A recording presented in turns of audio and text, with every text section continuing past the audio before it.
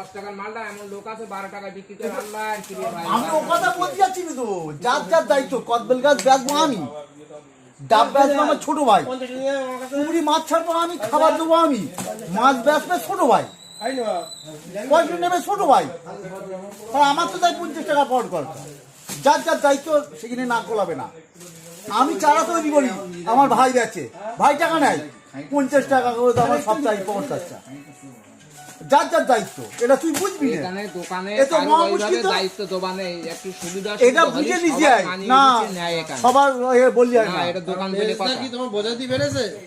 না না, আমার তো মুক্ত বলা, এই আমি কোনোদিন বলি যার যার দায়িত্ব সে পালন করবে। তাহলে মাঝে সাথে ওই ফাইজার ভাই গিয়ে ওই ও এক্সট্রা খাই যায়, বুঝছ তো? দোকান থেকে বেরিয়ে যাবে, খেয়ে আসে, ঘুগনি খেয়ে আসে। তো কি মালিক পয়সা দেয় এক্সট্রা? পয়সা দেয় নাকি? মালিক মালিক পয়সা দেয়? পাওয়ার জন্য না তো, ওর গাড়ির পয়সা সে খাতে আরে